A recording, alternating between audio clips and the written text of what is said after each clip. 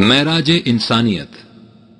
ایسا معلوم ہوتا ہے کہ جس شخص میں کائناتی شعور بیدار ہو جاتا ہے اس کے ادراک میں ایک ایسی نورانیت پیدا ہو جاتی ہے جسے ہم الفاظ میں بیان نہیں کر سکتے۔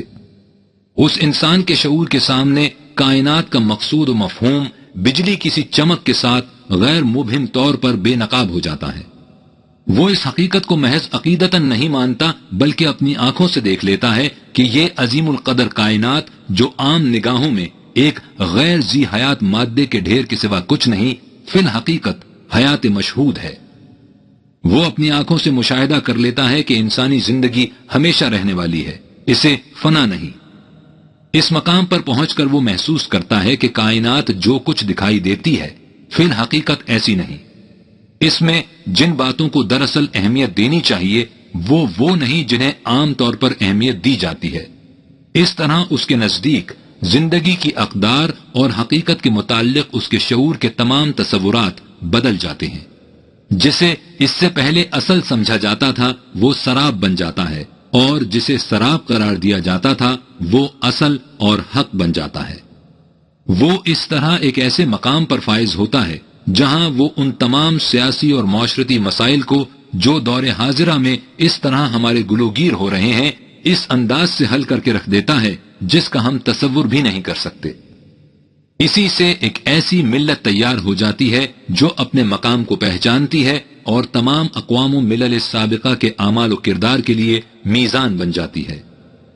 اس کائناتی شعور کی بیداری کے بغیر زندگی میں نظم و ربط ناممکن ہے۔ ایک عرصہ دراز سے مادے کے ڈھیر کے نیچے دبے ہوئے انسان نے یہ سمجھ رکھا ہے کہ محض عقل کے زور پر دنیا میں زندہ رہا جا سکتا ہے، لیکن آہستہ آہستہ یہ حقیقت ان پر منکشف ہوتی جا رہی ہے جنہیں فطرت نے آنکھیں عطا کی ہیں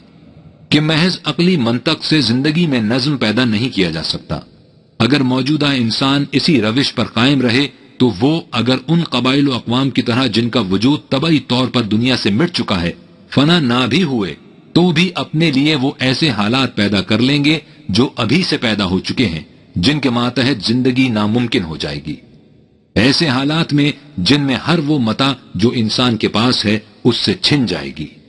وہ متاع جو اسے ان انسانوں سے ملی تھی جن کا کائناتی شعور بیدار ہو چکا تھا اور وہ اپنے آپ کو پہچانتے تھے۔ اس لیے مستقبل عام انسانوں کے ہاتھ میں نہیں، وہ ایسے انسان کے ہاتھ میں ہے جو فوق البشر ہے، جو ہم میں پہلے ہی پیدا ہو چکا ہے اور زندہ و پائندہ موجود ہے۔ بحوالہ آؤسپینس کی کتاب ٹرٹیم اورگینم۔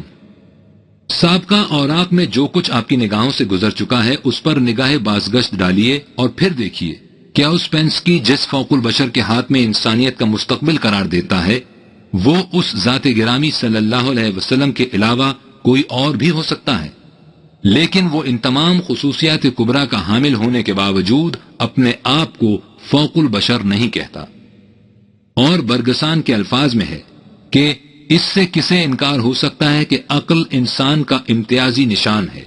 یہ بھی ہر ایک کو تسلیم ہے کہ عقل متاع گراں بہا ہے،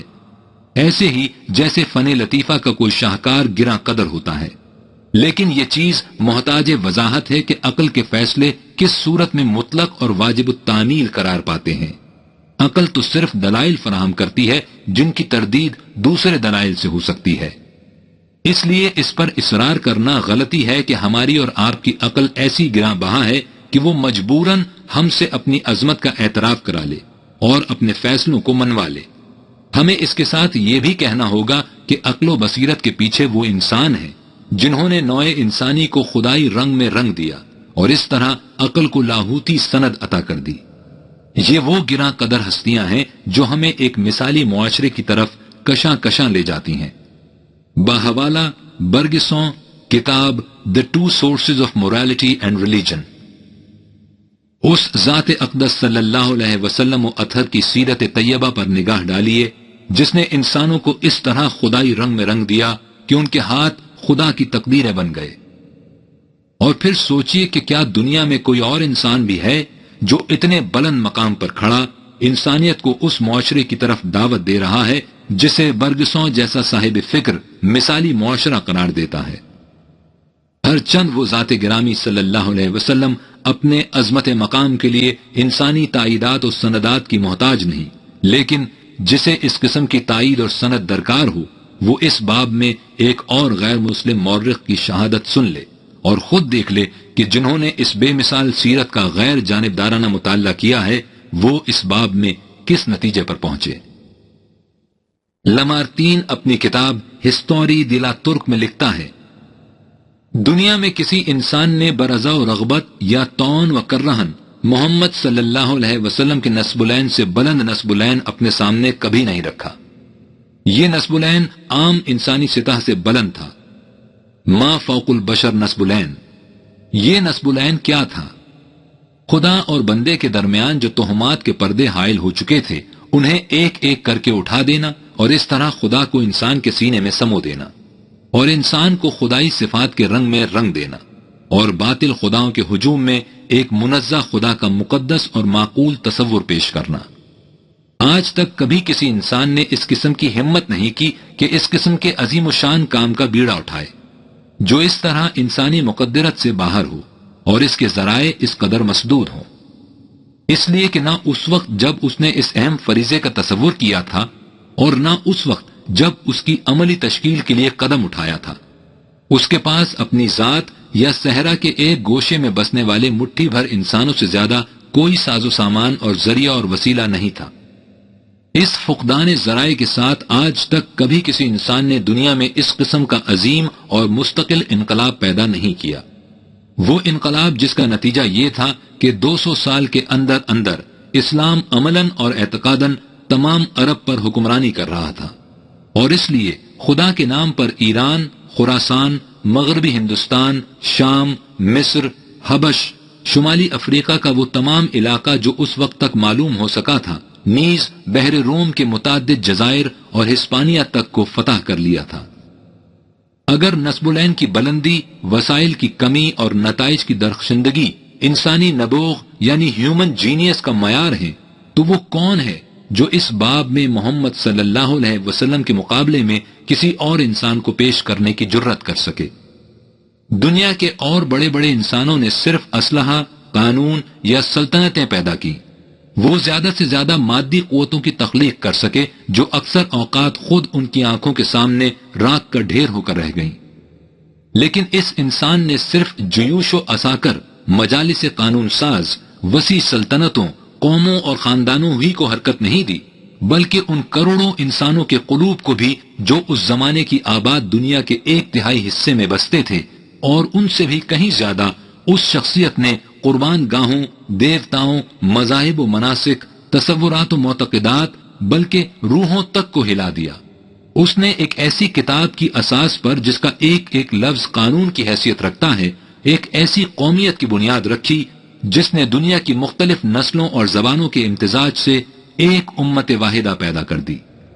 یہ لافانی امت اور باطل کے خداؤں سے سرکشی اور بیزاری اور ایک خدائے واحد کے لیے والہانہ جذب و عشق، یہ ہے دنیا میں اس عظیم ہستی کی یادگاریں۔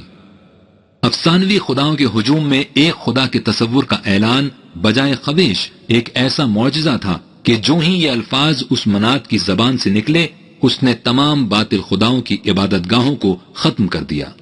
اور 1/3 دنیا میں آگ لگا دی۔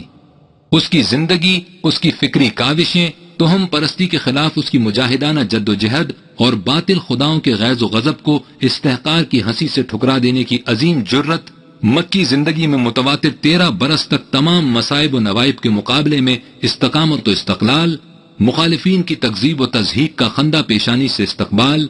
یہ تمام مشکلات اور پھر ان کے بعد اس کی ہجرت، اس کی مسلسل دعوت و تبلیغ، اس کا غیر منقطع جہاد، اپنے مقصد کی کامیابی پر یقین محکم اور نامساعدت حالات میں اس کی مافوق البشر جمعیت خاطر، فتح و کامرانی میں تحمل و عفو، سلطنت سازی کے لیے نہیں بلکہ اپنے الوہیاتی مقصد کی کامیابی کے لیے اس کی امنگیں اور آرزویں،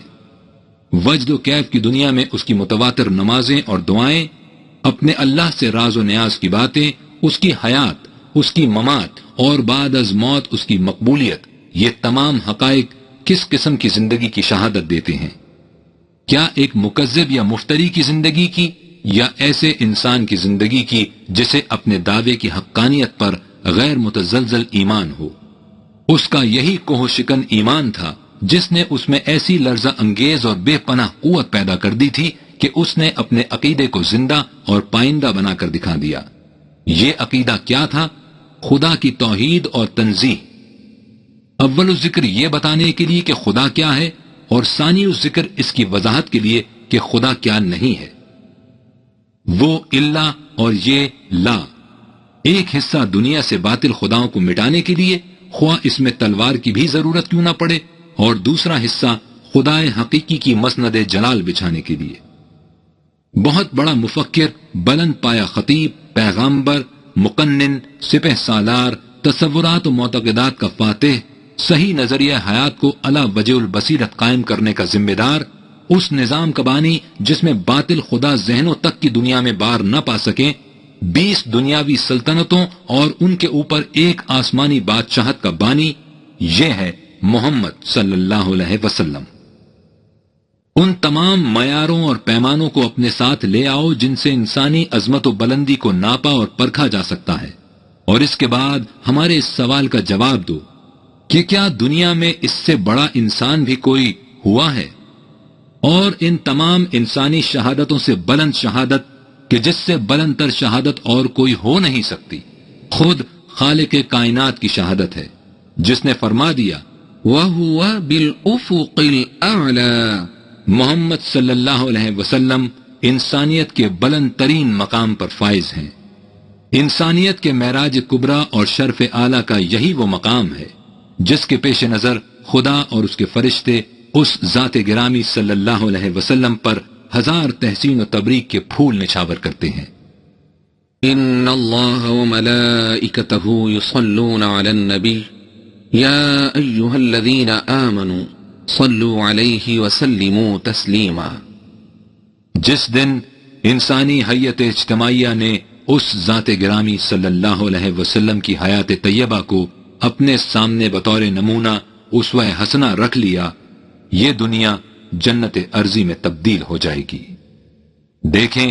کہ اقوام عالم میں یہ سعادت سب سے پہلے کس کے حصے میں آتی ہے۔ طوبى لهم وحسن مآب۔ صدق اللہ العظیم۔